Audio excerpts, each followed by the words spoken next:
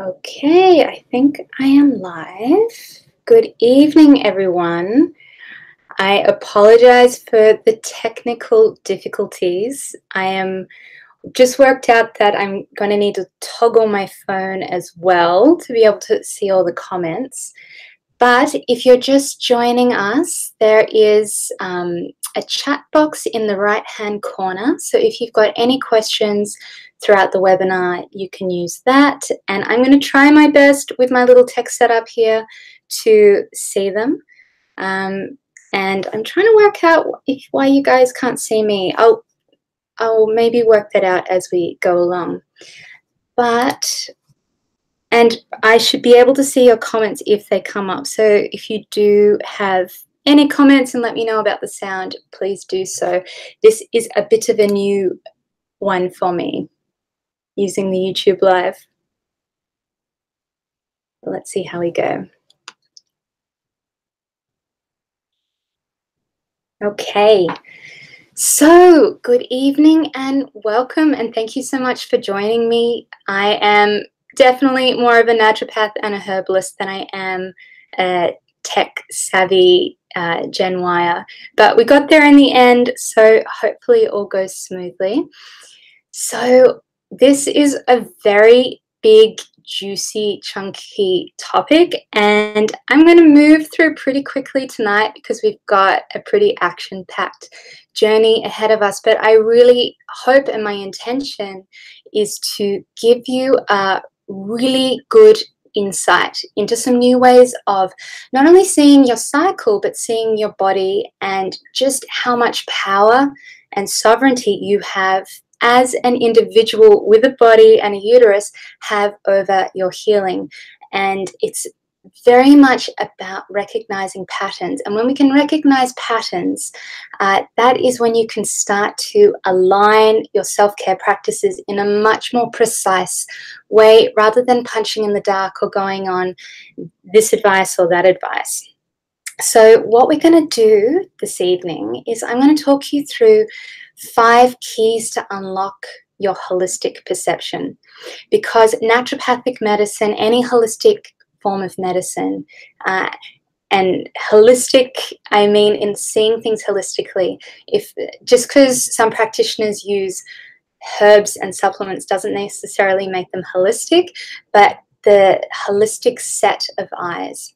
And then we're going to explore the root causes of most common menstrual cycle challenges. And there's 5 of those as well. So we've got a nice synchronicity of 5 keys, 5 root causes. And I'm just going to go briefly into each of those 5 root causes, because each is a whole universe in its own right. But I'm very keen on giving you some really good solid tools this evening of what you can do. And if you have received the questionnaires, with a little stroke of luck, that's sort of a benefit of the time delay. You've been able to fill that out and have an idea as to what your root causes are. But if not, not to worry. Just keep on listening and watching, and you'll probably get a sense of what's at play for you. And then after the webinar, if you look below on this on the screen, there are 2 links, and one's to the root causes questionnaire and the other is to your constitution questionnaire. So, and then we're going to also look at, yes, food, lifestyle practices, and herbs, of course, always herbs. And then we're going to touch on a deeper offering at the very end. So just a little bit about me and my background, if you don't know too much about me. So I'm a naturopath. I trained at Southern Cross University and did a Bachelor of Naturopathy. So I actually come from quite a scientific background. The basis of the Bachelor was a Bachelor of Clinical Sciences. So I very much, they're my roots, but I came to naturopathy because I had childhood experiences with a very traditional naturopath and herbalist. And so all my continuing education and the way I practice is very much grounded in that. So I've done my postgraduate studies with Dr. Aviva Ram, who if any of you know her work, you'll see strong influences of her through here. She's wonderful. She's a herbalist midwife doctor, and she's really deepened my understanding of women's health and of root cause medicine, and also with Dr. Carrie Hampton in natural fertility education. And I'm a natural fertility educator too. I've done my certificate in that. So I'm just really into women's health and fertility and wombs. I've been in clinical practice for 6 years, most recently in Sydney the last 2, but previous to that in my hometown, Melbourne. And my naturopathic practice these days really specializes in period and fertility health. And I also have just started teaching online courses, which I've really loved, being able to get this work across to larger audiences in a really accessible way.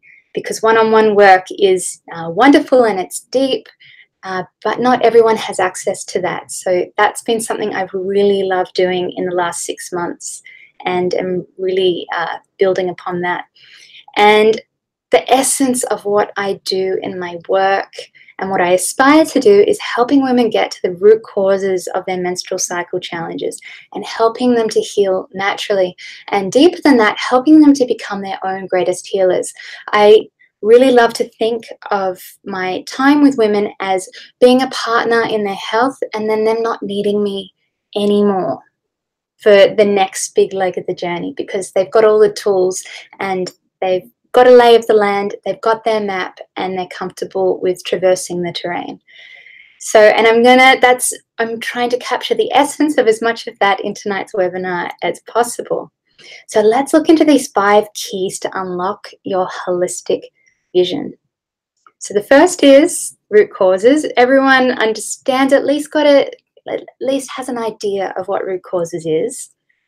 Your total ecology, and something called the exposome. Exposome is the scientific term. I like to call it your total ecology because it sounds far nicer and less clinical. Your unique constitution, which is what that second questionnaire, the Bunyan Botanicals one, there's so many out there, but theirs is really elegant. I really like it. And it's coming from the Ayurvedic perspective, but when you start to understand how the different elements play out in our bodies and in nature, they're all very much, well, they're all saying exactly the same thing, but I do really like the Ayurvedic system. How to see your menstrual cycle as a health guide, and how your period is like a health report every cycle, and how you can begin to tune into those patterns and get a lot of really fabulous insights, and how to work ultimately with your menstrual cycle. And then the 5th one is the inherent healing power of your body and nature. And now, while this may sound a bit woo-woo, this is the most important thing of everything, and it's the 4 other keys that unlock the chambers that really lead you to understand how significant this 5th one is. So let's start with key number 1, root causes. So it is really helpful to see our bodies like plants or trees, and that we are all different species of trees, but we are all rooted in a place, in an environment. And we have our trunk and our branches and our leaves, and that is in constant change with the seasons. And then we have a deep root system. And this is metaphorical, of course, but often with trees, the root system is far more expansive than the actual tree itself. And the health of the tree depends on the health of the roots. And we are no different in that regard. So this understanding that what we're seeing in terms of disease and symptoms, and anywhere where our health is a little bit off kilter, we don't see that as, that is not the answer. That means that we've got detective work to trace it back to where is that coming from? What are the imbalances that are the red thread that are connecting all those symptoms? Because symptoms are many and causes a few. And it asks us, instead of, with reductionist thinking, and where modern medicine really has ended up philosophically, is what are the symptoms so I can diagnose the disease? And once we have a diagnosis of a disease, we know what drugs we can use or surgical interventions we can use. And now I will give a great caveat. I am absolutely not somebody who's against modern medicine at all. I am a huge believer there is a time and a place, and when that time and place arises, it's an extraordinarily powerful system of medicine. But it is not appropriate all the time. And we're facing a huge slew of chronic diseases. And we're also facing a lot of women, I mean people, but I work with women, and I just see women over and over again who have reported their symptoms or their health challenges to their primary care medical doctors and being told that there is absolutely nothing wrong with them, that their labs have come out clear, there's, you know, nothing that's significantly pathological, therefore she's, you know, in perfect health. And there's nothing further from the truth. If there is something really going on, and when we start to look holistically, we can really see what that something is that's going on. So this is kind of what it looks like. Here we have these root causes, these 5 root causes of gut imbalances, food triggers and nutrient insufficiencies, chronic stress, detoxification, and your defense system, which is your immunity and your inflammation. Now, things like on the top half here are either symptoms or constellation of symptoms that are conditions. And they are results of the interplay of these root causes. And if we are to only treat these symptomatically, then, you know, it will just re-arise because that deeper imbalance has not been corrected. And, you know, it's like almost ludicrous at the moment the way our healthcare system is working, because with these symptoms here, with acne, you would go to the dermatologist, with bloating, the gastroenterologist, the irregular cycle and the period pain, the gynecologist, poor sleep, the sleep specialist, hypothyroid, the endocrinologist. And with all of them, you're going to get very specialized treatment to that set of symptoms. But a holistic view is asking, how do we change the terrain so that those constellations naturally fall away, because there is no disharmony for them to take shape. So key 2, which is just an extension of root causes, is your total ecology. Now, this is a very sciencey concept of the exposome, but it is fascinating. And if you were to write exposome effect on chronic health in Google Scholar, you're going to see hundreds of papers come up in very well regarded journals, and it is a really fascinating and emerging area.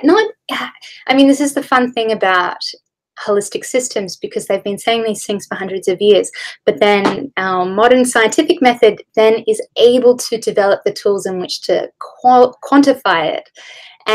But it is really neat, because what these scientists are saying, and there's whole boards of think tanks in this area of with chronic disease and disease management in general, there's been a really long or large focus in the last couple of decades on the human genome, our genetics, and that the deeper we can understand our genetics, the more equipped we are to understand disease or potential diseases we could get. And what this new research is that's coming up is saying, actually, no, it's the exposome. It's the environmental factors that you were exposed to in your daily life, but not only daily life, throughout your lifetime, going back to being in utero in your mom's womb, that these are actually the factors that are having a much more profound effect on our health. So it is estimated that 70 to 90% of chronic disease is dictated by the exposome. And you've probably heard, or you might have heard the term epigenetics. And the epigenetics is the real nexus point between this exposome and genetics. So I'm going to stop using the word exposome and start using your total ecology. So an ecosystem or your ecology is you interacting with your environment. It's a much nicer term, I feel. And so do your genetic blueprint, so what you've been given from your mum and your dad, yes, you're going to have particular, diseases or conditions that you're more predisposed to, but they're like bullets in the gun, and your environment is the trigger. And so with the environment, let me see if I can get a little pointy here. You've got your specific external environment. So that's things like your diet, your lifestyle, habits, your physical activity, the quality of your water, the products that you use on your body in your home. And then you've got the general external environment. So that's more things that you don't have control over. So the climate and the city that you live in and traffic. And then also really does recognize the value and importance of your social capital, your networks, your community, your relationships, and how these have an effect on your internal environment. And it's that then translates across into your health. And why this is so important is that this gives us a lot more sovereignty over the way our health story goes, because our genetics are our genetics. As no thinking and willing them to change is going to make them change, but we've got a huge amount of agency to change our ecology, what we eat, what kind of environments we're in, to be able to reduce that 70 to 90% on our bodies. And so if we combine these two keys, the root causes and the external ecology, so if we look at it, what's around you, and then how that's influencing what's within you, and how that's influencing your body, your systems, and that is how we start to manifest these root causes. So hopefully that gives you, if we're looking down below the surface and then taking a nice eagle view on your environment and looking at it from that perspective as well. And the two are extremely important in narrating your health story.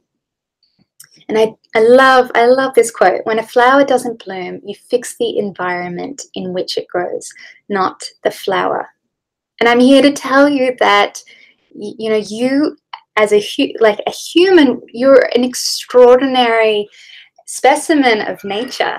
And if you're here because you are struggling with some health issues, particularly menstrual cycle issues, and you're at a bit of a dead end, you don't quite know what to do, if there's any kind of story of self-blame in there, which I know it can be quite common, and I'll also say that as well, none of what I'm talking about here tonight is here to tell you things that you've been doing, bad and not right. It's more about putting them on your radar, because what we have on our radar, we can then influence.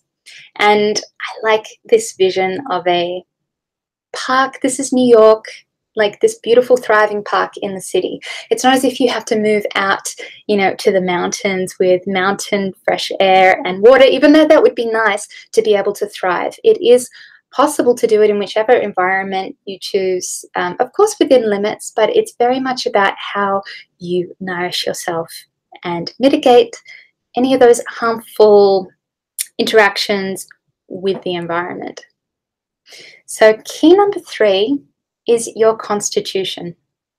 And this is, so that second resource, if you look down below on the page, the Bunyan Botanicals one, if you haven't done it, that's okay, just do it after. I'm sure you'll be intrigued to do it after the webinar.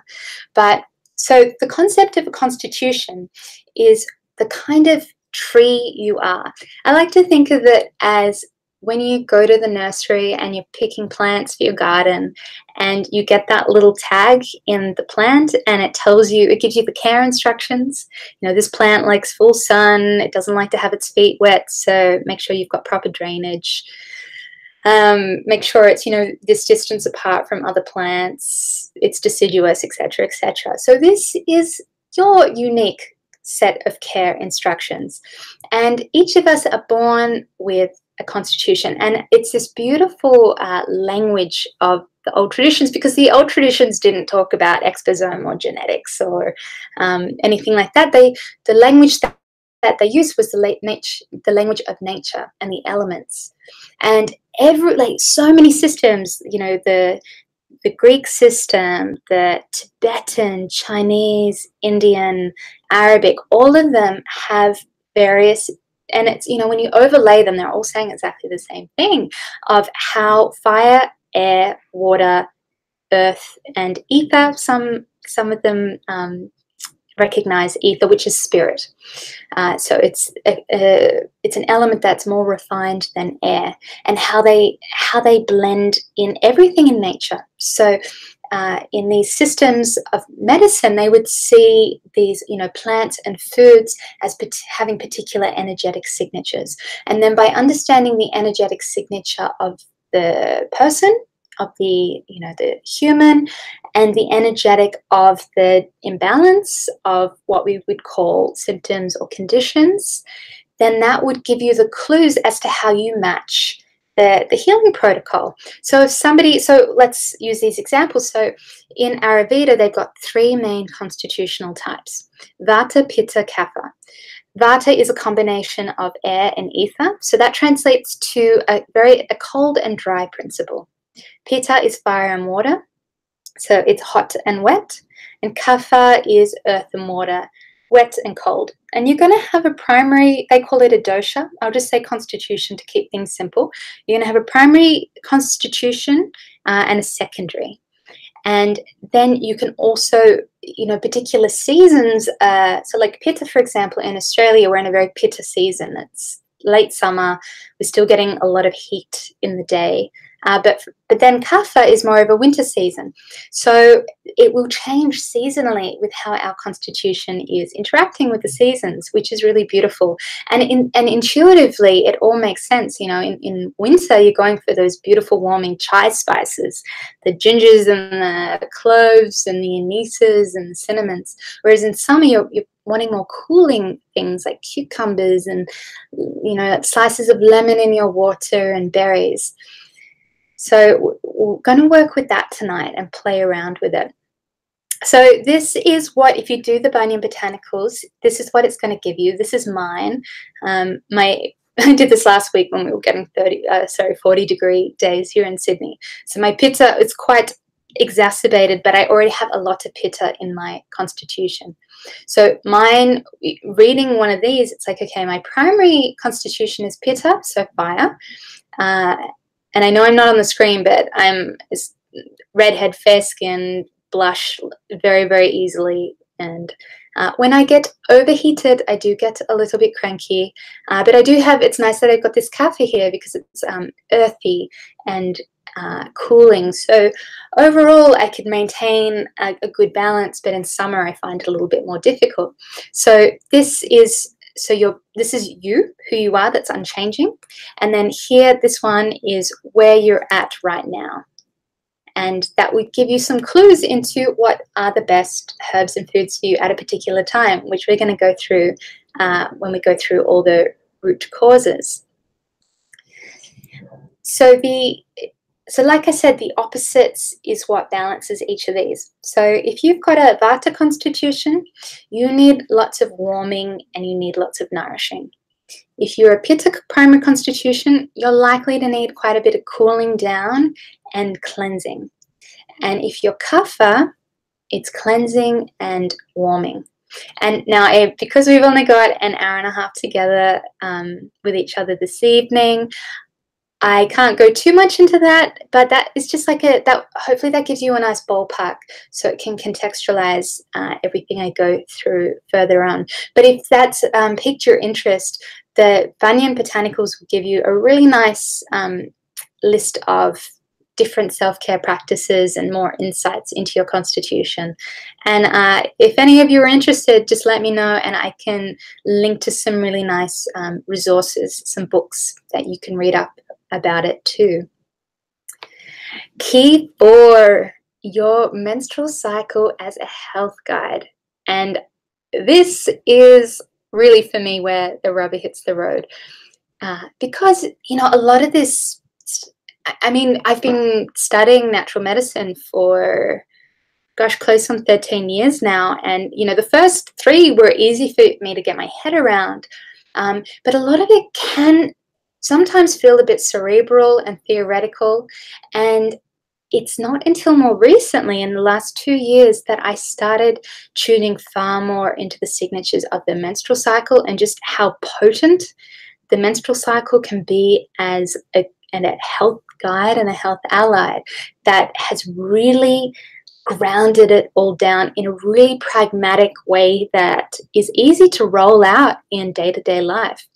So I like to see menstruation and fertility, but I'm just for the purposes of this talk, menstruation as the 5th vital sign. And knowing your cycle and your fertility gives you extraordinarily accurate live information about your overall health. Knowing if you, as somebody who tracks your cervical mucus changes, you know exactly when you're fertile, and if that is, and when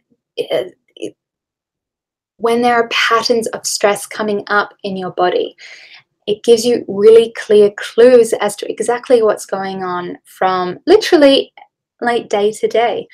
And cycle challenges, I would really love you to think about them as this, not as burdens to bear, not as, this curse that us women have to deal with every month, but actually as these really remarkable signals and messengers, letting you know that something deeper is going on that requires your attention.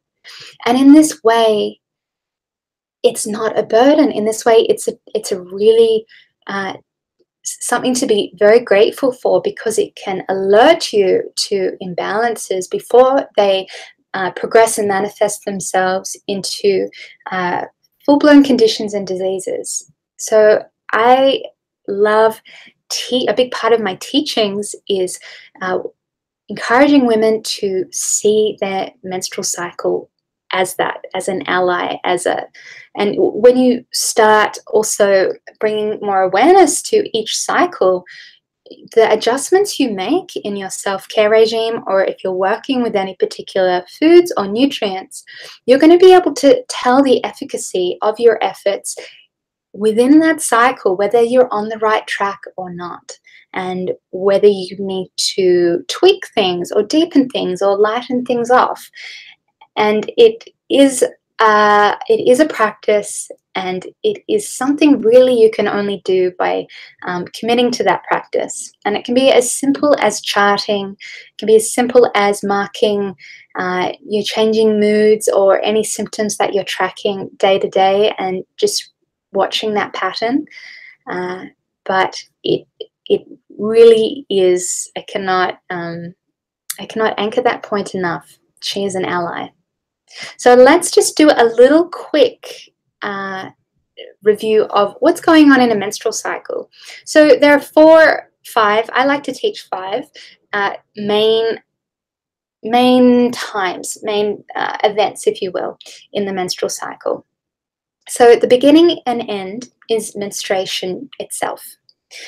The menstruation that you're experiencing is a reflection on the month, or the cycle you've just experienced or just gone through, and it is your opportunity to prepare for the next. So how well you're able to rest and refill your cup at menstruation really does set you up for the next cycle. So the cervix is open, the lining of your womb is shed. It's a really interesting fact. You only shed about 1/3 of your lining, and then the rest gets reabsorbed.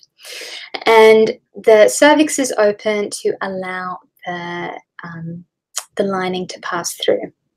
Then that lasts anywhere between 2 to 6 days. It's really different from woman to woman.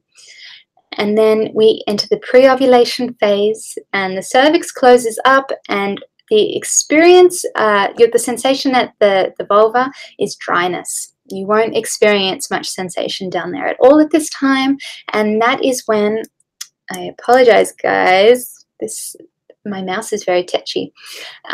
The follicle is beginning to mature under the increasing presence of estrogen. And then we enter the ovulation phase. And now ovulation is a one-time event, but you have a fertile phase. And this fertile phase is when that estrogen gets high enough that it dissolves the mucus plug here. And what you'll experience is moistness that increases to wetness and slipperiness. And that is signaling to you that ovulation is your body is preparing for ovulation.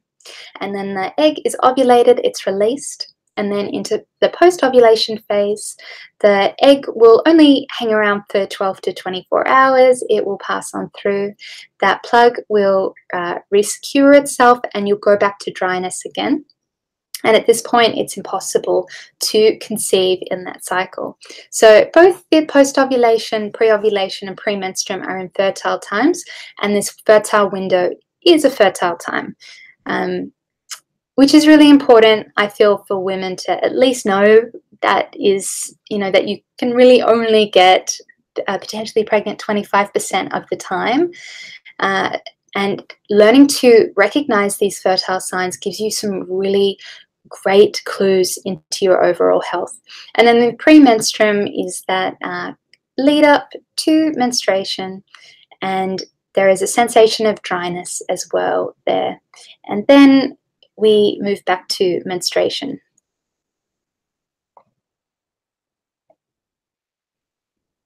So, sorry guys, I'm just noticing that there's a problem here. Okay, all good. I'm just keeping an eye on my phone, and it just did a little bit of something funny. Onwards and upwards. So another point that I would that's important to know is that in this journey from a tiny little follicle that matures all the way to an egg that is ovulated, that is 100 days. So when it comes to menstrual cycle challenges, the two most important ingredients is patience and self-love, because it's going to take time. And when we think about trees, when you dig fertilizer into the roots or you do a big prune, you don't expect that tree to return to its full glory within 1 month. I feel like we're probably intuitively clued in with trees that it's going to take seasons.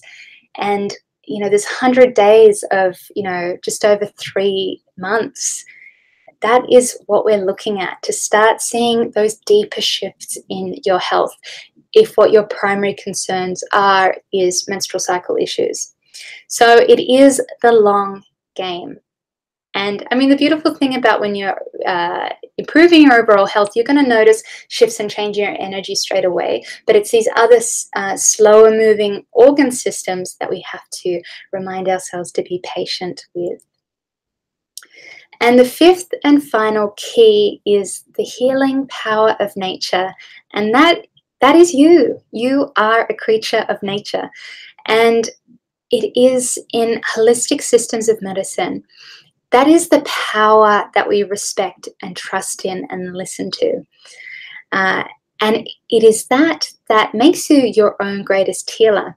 There's no such thing as going to see a great healer. The greatest healers and the greatest practitioners are those that awaken and make you trust the healer within yourself. And this term, vis mediatrix naturae, which is what I've named my business after, mediatrix, means the healing power of nature. And, I was at this Wise Women's Gathering a few weeks back. It's a wonderful gathering here in New South Wales. And one of the most profound statements that one of the presenters said, Glenys Livingstone, was, somebody asked about power. And, she was in this woman was in a power struggle with a significant person in her life and was getting this woman's wisdom on it. And Glenys said, the only true power is the power of the cherry tree to bear fruit. Everything else is control. And I think that is such a profound thing to recognize and to think of. And I mean, in Tasmania as well, there are all these bushfires, and just we see the power of nature to rejuvenate and to renew itself, even after the harshest conditions and the greatest hardships. within us, we are coded for life. We are coded for wellness. And it is our job to recognize obstacles to that wellness and to remove them. And that is really all healing is. And then, of course, making sure you have everything you need to be able to restore and support the weakened areas. But if you go through those 5 keys, and then when you arrive at this 5th one, and just remind yourself that you have everything you need already to heal. It's just often we have to stop standing in our own way. And it's a really easy thing to say, and a much harder thing to do in practice, because we are complex beings.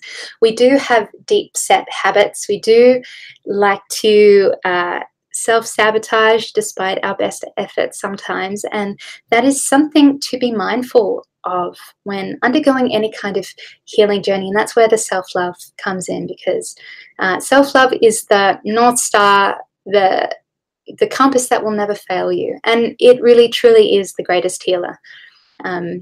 And I know that sounds woo-woo, but it is really, that really is the secret sauce to it all. So let's just finish those 5 keys on this point. There is more wisdom in your body than your deepest philosophies. And in the face of, like I said, modern medicine is very, very clever, but its cleverness does not compare to the intelligence in the body. And this is another really nice teaching tool that I like to visualize to people, to students and clients, of just how much authority you have. So this is what we call the healing hierarchy. And it's these different steps of interventions, each ascending in invasiveness, of ways to approach whichever way you're going to deal with a health issue. And it goes all the way from doing nothing, which in its own right can be very powerful. Water fasting and 10-day Vipassana meditations can be extraordinarily transformative. And that's essentially harnessing the power of doing nothing. And then step 1, creating conditions for health. So that's your environment, that's gathering information to work out what's actually going on.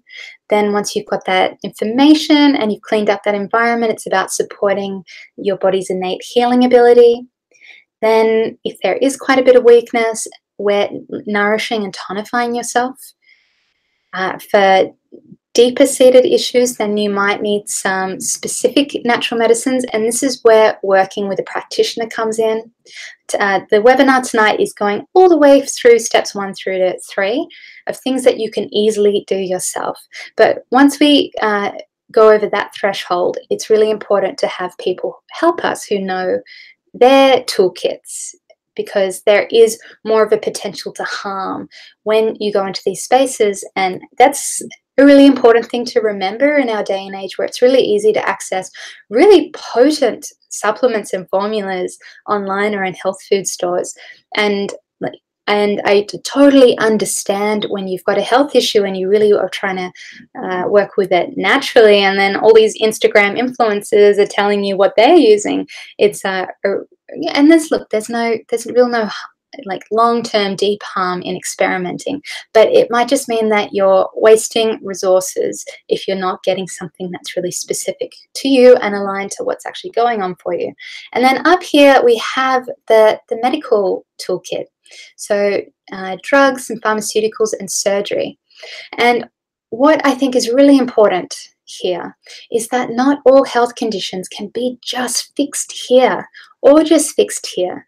The wisdom comes in knowing which of these two access and use at any given time. And there is a huge amount you can do in this space that might prevent you from needing to go into these higher levels of intervention. So you can take a lot of your healthcare into your own hands. It's just about having the right insight, tools, and support available to you. So let's jump into your root causes. So if you have done the questionnaires, have them next to you if you've done your results, and it's quite helpful to rank them. So the way you've had the highest scores, just pop that up as number 1, 2, 3, 4, and so on. And so you'll just know which. I'm going to go through all 5, and you may want to take some notes according to which root causes are at play for you. So these 5 root causes are chronic stress, gut imbalances, food triggers and nutrient insufficiencies, immune system imbalances and inflammation, and overburden detoxification. And what I'm trying to get across in this diagram is that they're not just single entities on themselves. They're all interacting. They're all interplaying. And your menstrual cycle, your womb, can be like a canary in the coal mine for the confluence of those factors. So let's jump in to chronic stress. So I honestly don't know too many people in the modern Western world who are not dealing with some form of stress day in, day out. And with stress, I mean, yes, mental and emotional stress, but it can also be physical stress. So if you've got a chronic health issue going on, things like chronic inflammation, digestive disturbances, they're registering in your body as a form of stress. And you're going to have the same symptoms, and your body and your menstrual cycle is going to respond the same way to them, just as you would emotional or mental stress. Sleep is a huge one. Your adrenals, adrenaline, and cortisol, they are the mediators for the entire stress response, and they are members of the whole hormonal system. And so therefore it has an impact on the whole hormonal system. So here we have the endocrine system or hormone system, and this is made up of a set of glands. Up the top here, I like to think of the hormonal system as an orchestra. And up the top here, the hypothalamus and pituitary gland, and you have the pineal gland, these centers in the brain. And these are like a conductor for the orchestra. They've got the script, they've got this musical score, and they point to the different areas of the orchestra that need to chime in and at what pace and at what time. So those different areas of the orchestra, we have the thyroid gland and the parathyroid glands, the adrenal glands, your ovaries, your pancreas, and your thymus. So your thyroid governs your metabolism and your energy levels. Adrenal glands govern a few things, but mainly stress. It does have a role in fluid balance too. Ovaries, so for us women, that is our reproduction. And also, I mean, many other, for the purpose here, reproduction. Pancreas, so that is a dual organ, so a digestive organ and a hormone organ. And where it comes into play hormonally is insulin and sugar balance and our ability to metabolize and utilize sugars from our diet. And the thymus is involved in our immunity. So when you've probably heard of the term HPA axis, and what that is referring to, the little acronym there, is the hypothalamus pituitary adrenal axis. And often stress, the term adrenal fatigue, which is not actually that scientifically correct, allostatic overload is more correct, but for the purpose of tonight, let's just talk about HPA axis dysfunction. And so what our adrenal glands do is they've got 2 modes of being, and they have a very close connection with the nervous system. And so they'll put us into either fight and flight mode or rest and digest, or it's also sometimes referred to as feed and breed. And we are, I feel like sometimes the HPA axis gets a little bit vilified, but what we need to recognize is that it is our tool that has allowed us to survive for as long as we have, and to be so successful, and I'm doing air quotes in the air, I know you can't see me at that, at populating the world, because we are so attuned to surviving. But the trick is, you know, there's an evolutionary mismatch at the moment going on, because we have been designed for, you know, when we experiencing threats to our survival, that we need to respond to quickly. And then when we're no longer under threat, then we can quickly return to the rest and digest mode. And it's in that rest and digest mode that we can do all the repair work from the fight or flight. So, I mean, you can think about it. If you're getting really nervous, you know, for a talk, or you're about to perform or something. So what happens, you don't have an appetite, you might get a little bit thirsty or dry mouthed, your heart starts to race, you start to notice yourself sweating. So that's all the capillaries and the blood vessels expanding to be able to get oxygen flowing around your body and into your muscles, so that you are ready to act with with precision and speed. What's happening though is that a lot of us are being chronically activated in this fight or flight mode. Not only are our schedules often very busy and very full, but it's this exposome piece that's coming back in. We are being exposed to many environmental stressors, toxins in our environment, the food triggers in our food systems, things that our bodies, you know, our bodies are really clever. They can break down a lot of stuff, but it's about volume at the moment. And we've got so many things coming in that our bodies are having to process. It's about being overtaxed and overburdened. And then over time, that can start having an effect on our gut function and our microbiome balance, which we're going to go into in one of the following root causes. But all of this is creating all these triggers that are potentially switching on this fight or flight mode, and it's preventing us from really being able to calm and rest. So all stress, it's not as if all stress is bad. We need stress, and learning to be able to harness stress is really, really important. So I always, this inverted bell curve I find is really, really useful.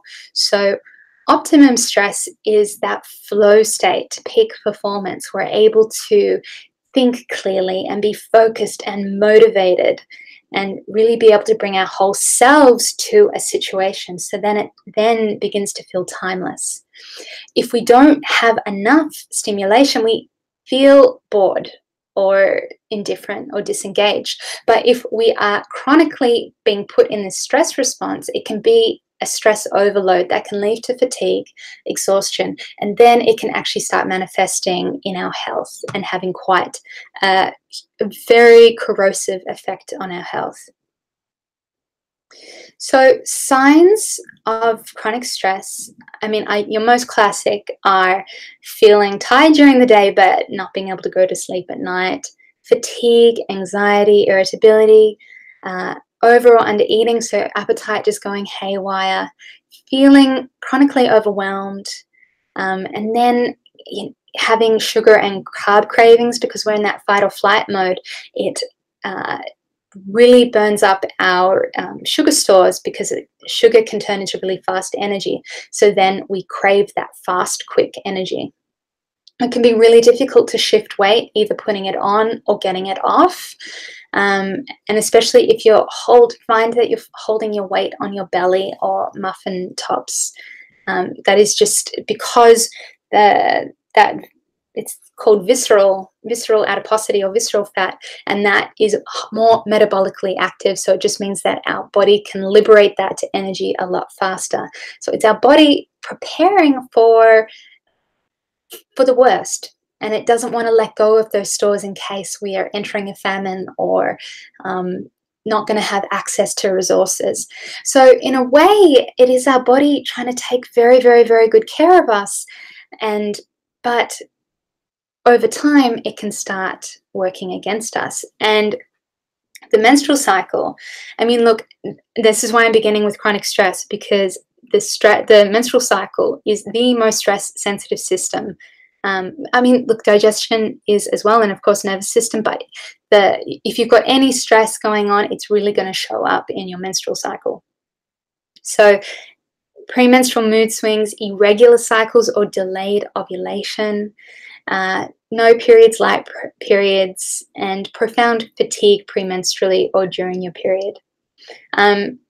Also, I'll just, if you've been given a diagnosis of polycystic ovary syndrome, I did a post this week about how I use the term anovulatory androgen excess, and that a lot of women will have a polycystic appearing ovaries, and one of the main causes of that is simply stress, because the body begins to mature a follicle into an egg, but then for whatever reason the body decides not to bring it to full maturity, and therefore you get the cystic appearance on the ovaries.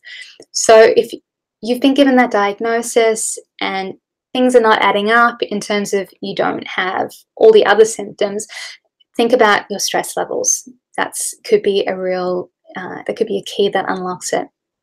So self-care for chronic stress. I mean, look, these are all the simple things, but my goodness, they are profound. I mean, yoga, meditation, journaling, the studies that are done on these three are, if they could make a drug that has the effect of these practices, it would be a multi-billion-dollar selling drug. It's just about committing to a practice, no matter how simple and however small. And there are just so many. I mean, this is the benefit of humans getting smarter with our stress levels, is that there are so many great apps available to be able to do these, yoga and meditation in particular, like Yoga Glow or Insight Timer, two personal favorites of mine if you're unable to get to a class. And journaling is the cheapest form of therapy there is. So I mean, those three are favorites. Getting clear on boundaries and knowing how to say no, and mastering the art of knowing how much you can handle. And working with your menstrual cycle holds the blueprint for that too. So knowing how to leverage different phases of your menstrual cycle is really good at helping you set boundaries and choosing just one or two things that you're going to do in any given cycle. Again, that's why she's such a profound healer, your menstrual cycle. Exercise, gratitude practice, if you don't have time for any of the above, just the simple act of being grateful for what is going well in your life. Again, a massive stress reliever. If you have registered over 4, if you got more of a score of 4 or higher in the chronic stress section of the root causes questionnaires, commit to getting 8 hours of quality sleep a night. I cannot tell you how important that will be for you. Otherwise, it's just being in quicksand, no matter how beautiful or if you gather yourself all these wonderful remedies. Playing to your strengths. Something that I do like to do in practice is the VIA strengths test, VIA. It's based on positive psychology and working out what your 5 top strengths are and working to those. Because sometimes, a lot of stress can come from us just not playing to our strengths and constantly feeling in and over our head. And another really simple one is having slow carbs in your evening meal. So that's starchy vegetables, which are just basically any of your root vegetables or whole grains. Having a serve with your evening meal, it helps reset your circadian rhythm and is very calming for your nervous system and your cortisol levels. So more self-care remedies for chronic stress. So this is where knowing your constitution will help you pick your herbs more accurately. So we've got these 2 classes of herbs called nervines and adaptogens, and these are beautiful for stress. So for Vata types, so the Vata types are very quick-minded. They have got a million thoughts going on at any one time and can often feel quite ungrounded. Skullcap tea or licorice tea or withania, which is also known as ashwagandha. These are beautiful. if you were just to pick one or two of those and have them daily for 3 months, is a really beautiful practice. Pitta, cooling nervines, chamomile, lemon balm, and shatavari is an adaptogen that is beautiful for pitta. And kapha, withania, tulsi, and damiana. A note to Australians, damiana unfortunately is no longer legal because our Therapeutics Goods Administration doesn't understand pharmacognosy. Hopefully we'll get it back, but for those of you in countries where your therapeutics associations are not so short-sighted, that's a really lovely one for you. And then nutrients, if you scored 4 or above, consider magnesium and a B complex. Having chronically elevated cortisol, excuse me, is going to deplete your magnesium and your B vitamins. Okay, root cause number 2. Sorry, I've got a little tickle in my throat. So, detoxification. So, when I'm talking about detoxification, I'm not talking about cleansers or the next lemon grapefruit detox to do. This is about a physiological process that occurs in the body that is essential for health. And when our detoxification is overloaded, we get a toxic burden. And why it's so profound for menstrual cycle health is our liver does all our hormonal processing for us. So here we have, going back to this diagram, we've got our external ecology with all the factors that ultimately our detoxification system, which the liver does the majority of the work, is exposed to. So any of these things, chemicals, medications, alcohol, caffeine, heavy metals, pollution, everything on that list, all of that, as it enters our body, goes through this internal process of being detoxified. So meaning that it is rendered harmless to the body. So I'm not going to go too deep into it, but what is really important to know, and it's a really, really cool scientific, like geeky fact, is that we've got 3 main phases of detoxification. And if you think of it like a packaging conveyor belt in a factory, and each of the stations are doing a different thing to progressively render those toxins less harmful to the body. And so phase 1 is done by an endogenous, so by endogenous I mean what's already in your body set of enzymes. And then phase 2, which is conjugation, means, so to conjugate means to tag. And what happens is it is substances from our food that takes tags from that food, adds it to that compound, and that can send it on its way to then be eliminated by the body. It comes from our food. That is what is so, and then once it gets through this process, it will be largely eliminated through the stool via the bowel, or through the urine via the kidneys and the bladder. And also breathing and sweat in our skin are also other channels of elimination. So why it's so important is that in those pathways, not only are things like alcohol and medications and things in our environment having to go through this process, so are hormones. And if our livers are taking a big load of all of these substances, then it's easy for our hormones to get backed up. And if they're getting backed up, they're going to start playing havoc on our menstrual cycles.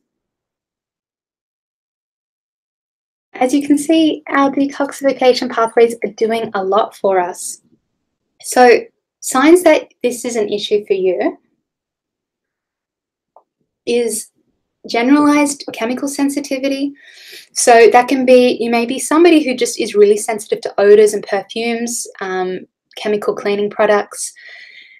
And it can also extend if you're really highly sensitive to food chemicals. So things like preservatives and food additives and salicylates and glutamates and amides. If you're in that camp, it means that your detoxification pathways need some help. If you've got an intolerance to caffeine or alcohol, so getting really jittery to caffeine, or with alcohol, you're the one who has just one or two drinks and you have a raging hangover when, people you were out to dinner with or out to the pub had two, three, four times as many as you and were fine, or, are experiencing the same symptoms as you. Immune system challenges, brain fog, and then any of these other deeper hormonal imbalances, like things like insulin resistance, and if you're having trouble shifting weight. In the menstrual cycle, it can be a big attributing factor to early puberty, PCOS, anovulatory androgen excess, the new name, subfertility, irregular cycles, fibroids, cystic breast tenderness, PMS, heavy periods, endometriosis. That is a huge laundry list. And if you've got any of these, or any combination of these, working on your detoxification is going to make a big difference. So what can you do? There is a huge amount you can do. And with this category, I feel like this is the one that poses the threat of feeling powerless, because there is just so much in our environments, but it is also the area that you can do a lot. So the first step is to reduce your exposures as much as you can where you can. So switching to natural cleaning products, body care products, or makeup is a very simple thing you can do. And there are so many good brands out there at really, they used to be, I feel like 5 or so years ago, they used to be, had a premium price on them, but now not nearly as much. There's a lot of really, really well valued products out there. With your diet, the environmental working groups Clean 15 and Dirty Dozen, that gives you a really good bead onto which foods are exposed to high levels of pesticides and herbicides than others. And eating your meat and dairy organic, if that's accessible for you, is great at reducing your exposure. Giving your medicine cabinet a good detox as well, and seeing if you can switch to natural remedies where you can. Don't use plastic if possible, and don't use antibacterial soaps. This has more of an impact on your gut flora, but when our gut flora is impacted, our liver has to take up the slack. So being a clean freak is bad for your health, essentially.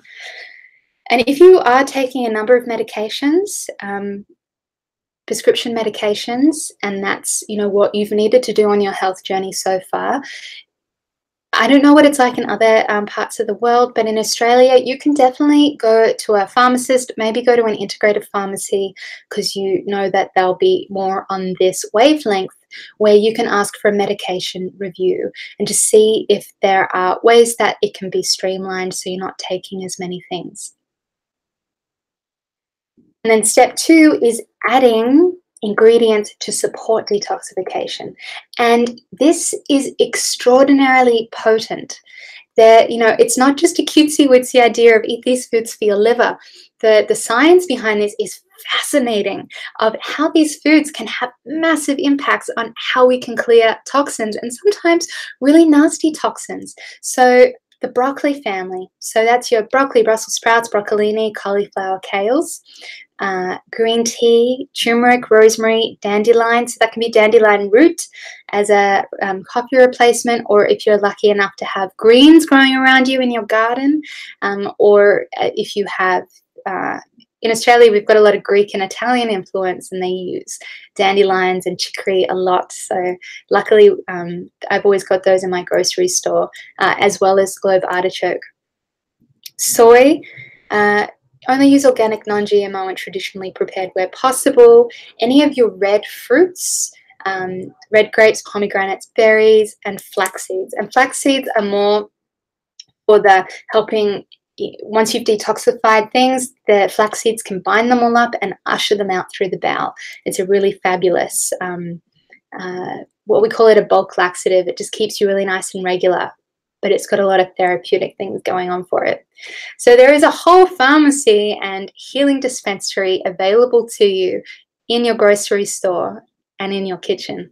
And I am a very big believer of turning your kitchen into a healing sanctuary. where you can, because that truly is where not only our personal health really stems from, but the health of our families. So now we move on to gut imbalances, which is very, very related to liver detoxification, but it definitely has its own thing going on, and it is a bit of a star child at the moment. It's getting a lot of attention, especially all this talk of the microbiome. It's a very sexy topic, but if you have got more than 4 points on the gut imbalance questions, please pay particular attention.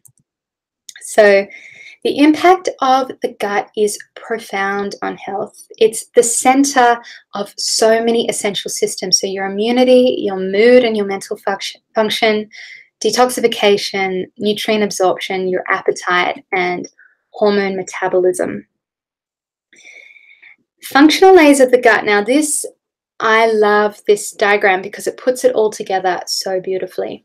So we've got the food you eat, and these are all the layers of contact it comes into. So you've got your enzymes, which your enzymes come from all your digestive organs. So your pancreas, your stomach, the saliva, and your liver, the bile from your liver. And these contain all these compounds, and enzymes simply take one compound and break it down into smaller ones. And it needs to break it into smaller ones to prepare it for the bacteria.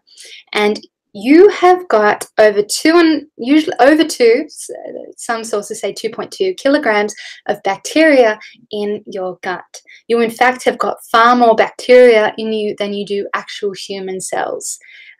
So we're really just a giant condo for bacteria, us humans. But we have a symbiotic relationship with them, meaning that they do a lot of core health processes for us. And then after the bacteria, we have the barrier.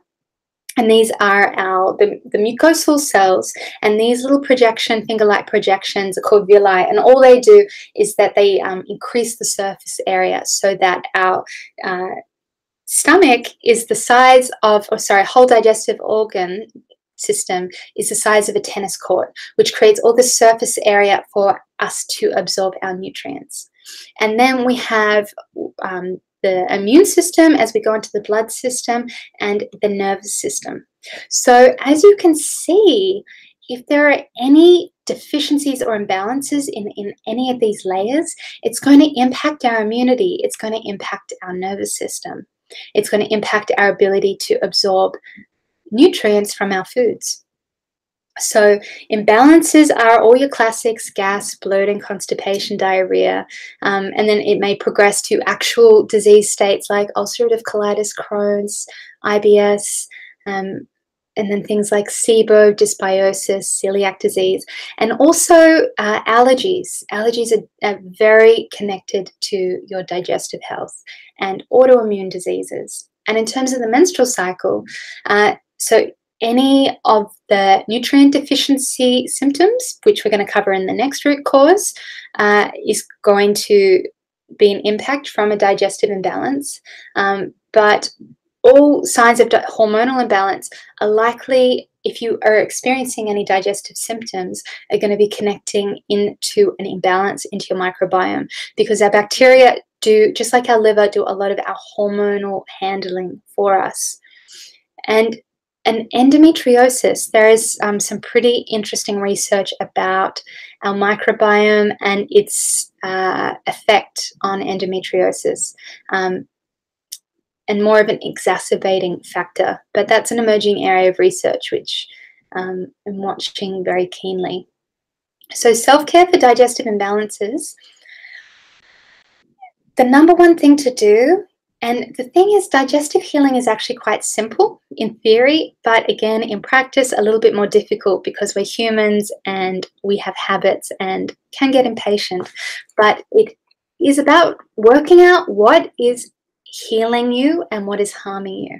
And doing an elimination diet strips all the triggers out of your diet, and then it methodically adds them back in to work out what is triggering you. And then following a 5R, what we call in naturopathic medicine a 5R gut healing regime, to do gut healing work.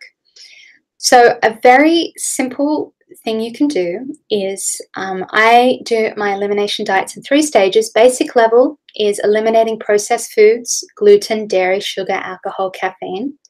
Moderate, all the basic plus eggs and soy. And then advanced would be basic and moderate plus nightshades, legumes, and grains. That is more if you've got really significant gut symptoms or you're experiencing any kind of autoimmunity. It's really important to strip everything down to those to that simple, so you're in a state of not being triggered and staying there for 2 to 4 weeks. A lot of people, when they're not experiencing any symptoms, would like to stay there forever, but then it is really important to methodically add those foods back in, so then you know how to curate your nourishment for yourself. And then the 5 R's is removing foods, then replacing with whole nutrient-dense foods. Then you want to repair and re-inoculate all those levels of the digestion. So enzymes via supporting digestive organs, bacteria by making sure you're taking a good quality probiotic or increasing your fermented foods, and prebiotics. And your prebiotics are basically starches and fibers that feed the bacteria to make them proliferate and be very happy, and mucosal healers, and there's a lot of our herbs that are beautiful for that. So I'm not going to go into that because I'm aware that of the time, but have a look at this in your own time. You'll all get a copy of all these slides. So looking at your particular, for this, look at the exacerbation or which of the doshas are out of alignment at the moment. So not the pie chart, but the bar chart. And look to your remedies from there. So, and these are going to cover all those bases of those functional layers. So all these herbs, and I've chosen herbs, and you'll notice throughout all my herbal and food suggestions is there's going to be a lot of overlap, and that's been done very purposefully. And I've tried to choose foods and herbs that you can source pretty easily. Most of them from your grocery store or your farmer's market or in your own garden, and some of them you might need to go to a health food store, but it shouldn't be more complicated than that. So these are herbs that help stimulate digestive organs. This can be across all the constitutions of replenishing the microbiome, healing the mucosa, and then carminatives. And carminatives are herbs that have that effect on that nervous system innervation of the gut. So if you get nervous belly, or you get any symptoms like gas or bloating, or you also are struggling with anxiety or depression or anything like that, including some of these plants are really, really lovely healers. And then food triggers and nutrient insufficiencies.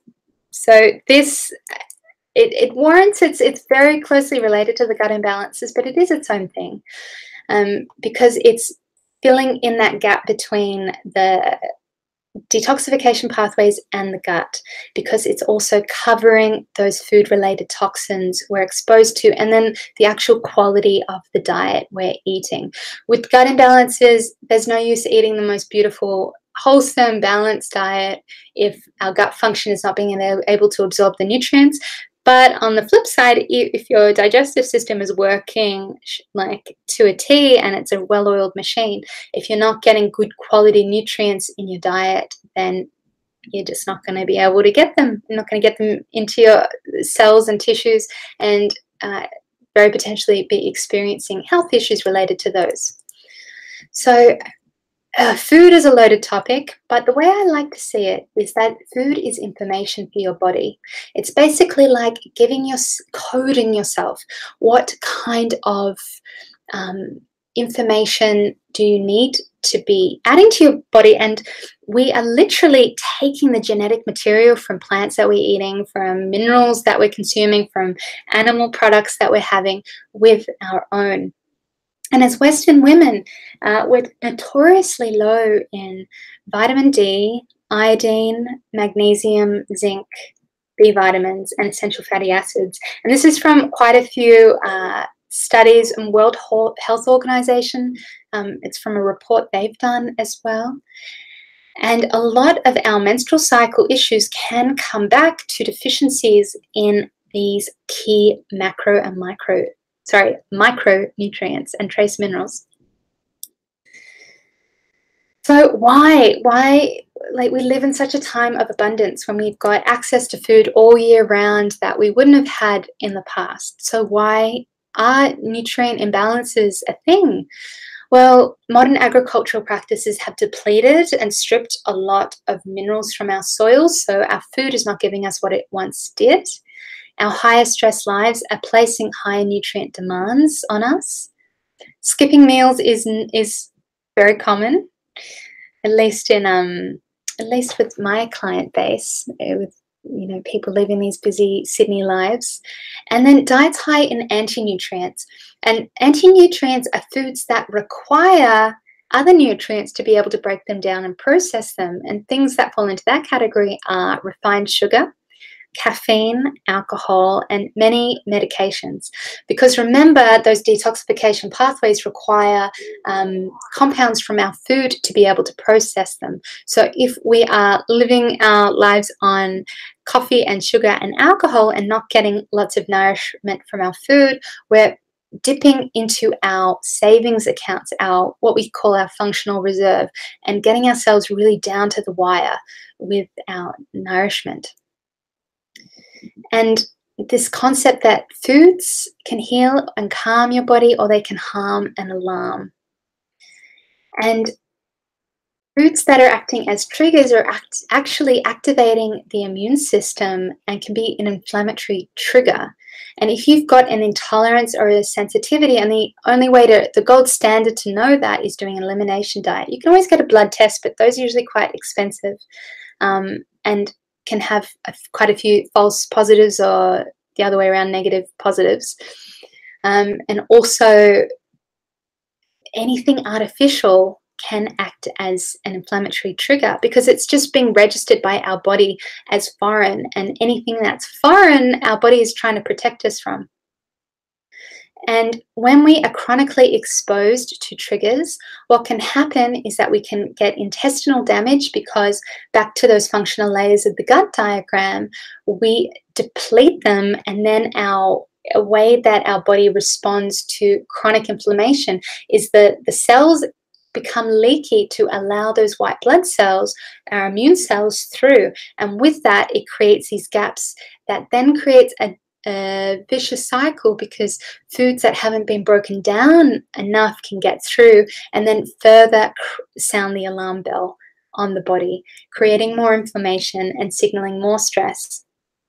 So signs that this is an issue for you, I mean, look, the root causes questionnaire will give you a really good idea as to what nutrients you may be deficient in if you read the little there's the little acronyms there. And any of the gut symptoms, but specifically for the menstrual cycle. I mean, PMS, menstrual cramps, an irregular cycle, hormonal acne, PCOS, AAE, heavy periods. These are all serious considerations that a nutrient imbalance is playing a role in. So again, an elimination diet and a gut restoration process is going to help you identify those food triggers and help really heal up your gut so you are absorbing your nutrients.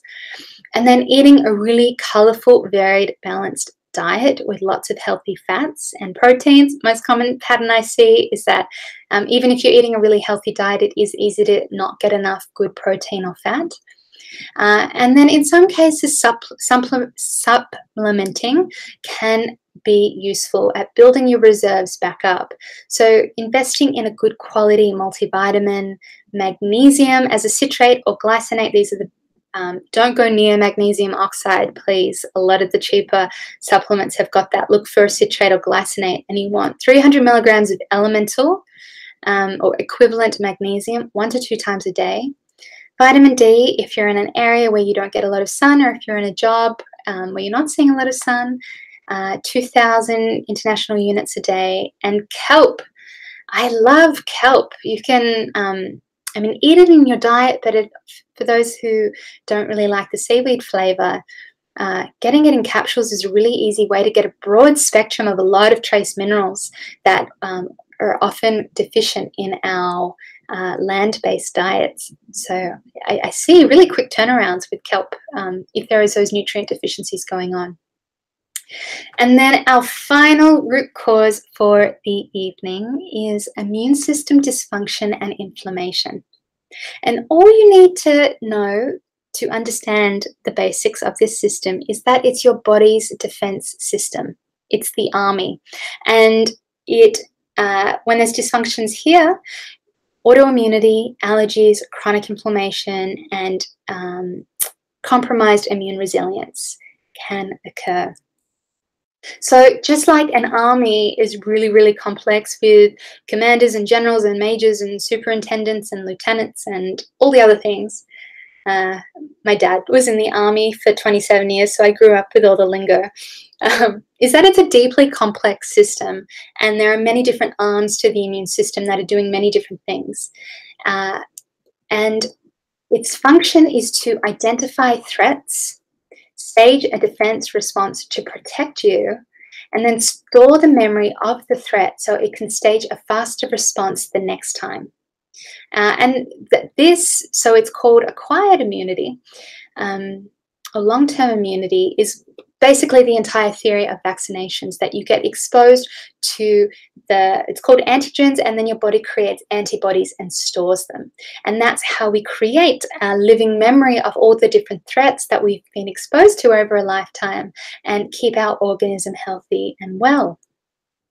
And inflammation is basically an immune response. Again, just like stress, things like inflammation or feeling sick all the time are actually ways of your body trying to protect you, not symptoms to be squashed or medicated away, because otherwise you are taking away your body's efforts to bring you back into balance. So the strength of your immune system is heavily, again, influenced by your total ecology over your lifetime. So our immune system is given to us by our mothers. So if we were born vaginally, all the bacteria that we were exposed to creates the blueprint of the bacteria that we have in our digestive system, which makes up a huge part of our immune system. And then if we were breastfed, our mums are giving us their antibodies. And if there is a cold or a flu or something hanging around in the environment, as long as mum has been exposed to and is creating the antibodies, those immune factors and that protection is going to be conferred through the breast milk, and that really sets up the blueprint of our own immune system. Which is why if you were a C-section baby, or for whatever reason you weren't breastfed, that may mean that your immune resilience started on the back foot, and it could be just an area of vulnerability for you. And if when we go into the signs that's been playing out for you, that demonstrates just how important it is to recognize our health stories stretched over these big timelines that are intergenerational. But then things that we do have control over are, of course, stress, our diet and our nutrient status, our gut function, making sure our microbiome is as healthy as possible, and detoxification. So it's all the other root causes. So, I mean, they all intermingle with one another. But if your immune system is struggling along, it's more than likely that you've got a few other root causes at play. So signs of imbalance, I mean, if you've got any autoimmune conditions, if you've got a recurring viral infection or a stealth infection, things like Epstein-Barr virus, also known as mononucleosis or cytomegalovirus, these are notorious for being very good at flying under the radar, sequestering themselves away in the body, and then waiting for when your reserves are down to be opportunistic and flare up. The same is things for like thrush or candida, UTIs. We've already got that bacteria or those viruses within us. It's just when our defenses are down, it's given the opportunity and it will strike. And then things like allergies and autoimmunity and cancer is this extreme example of when the immune system has basically lost resilience. It's lost a bit of its intelligence to know what is harmful and what is not. And that often that immune resilience cannot be restored unless those other root causes are being addressed.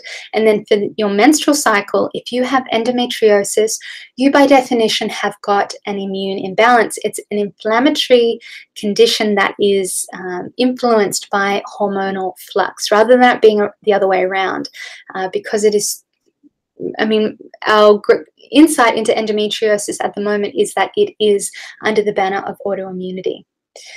Menstrual pain, irregular cycles, and any associated symptoms with any autoimmune conditions. So, I mean, Hashimoto's is quite a classic example, because low thyroid function is going to make your periods heavier and potentially more irregular, and fatigue is more prominent.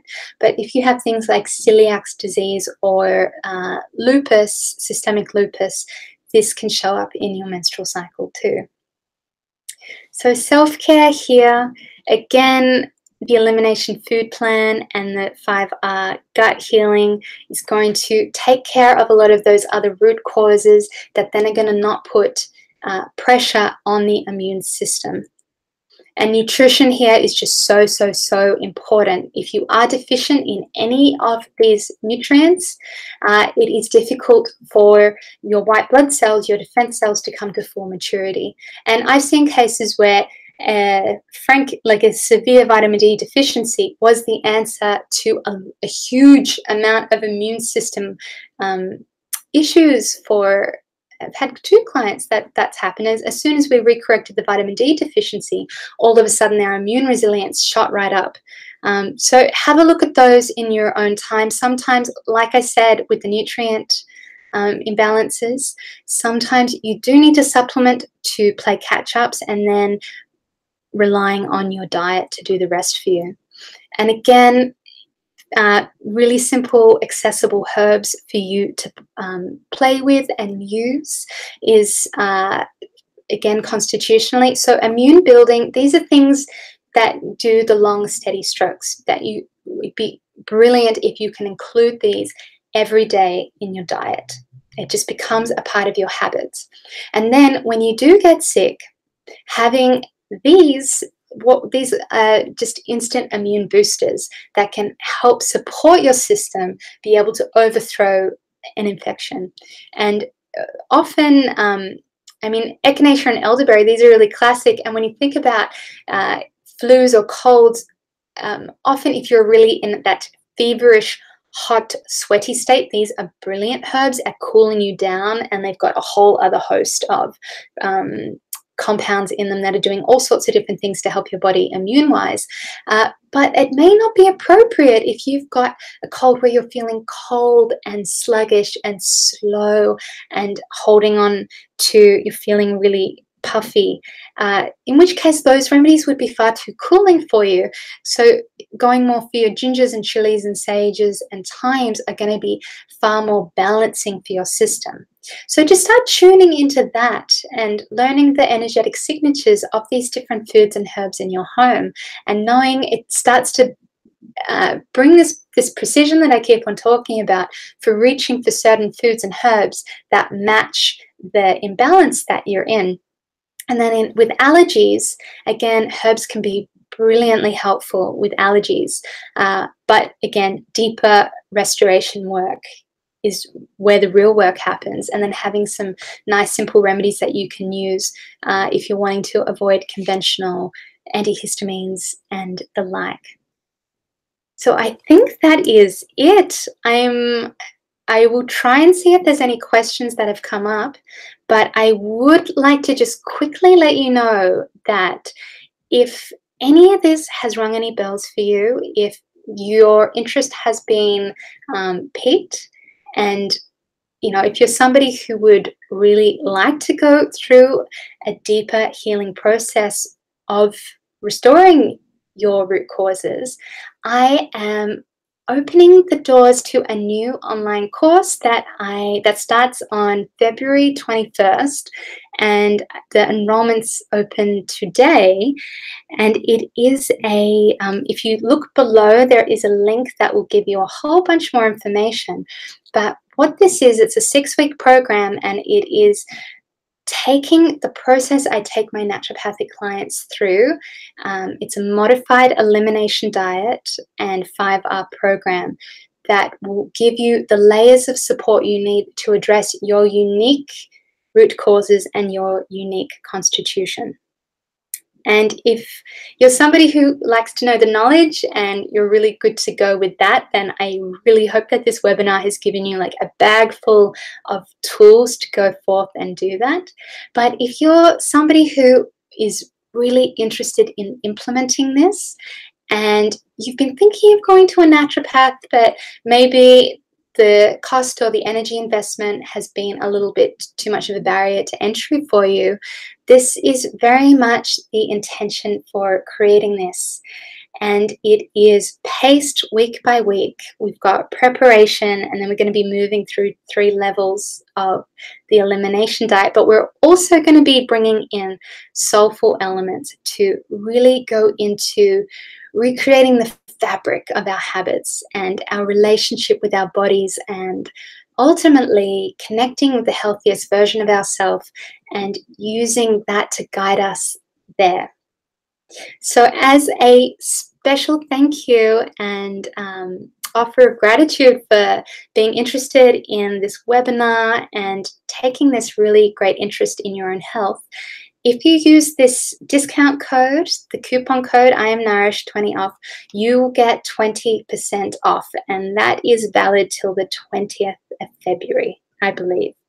So I will exit out. You can find all the information below, and I'll see if I can come back on and I can see if there are any questions.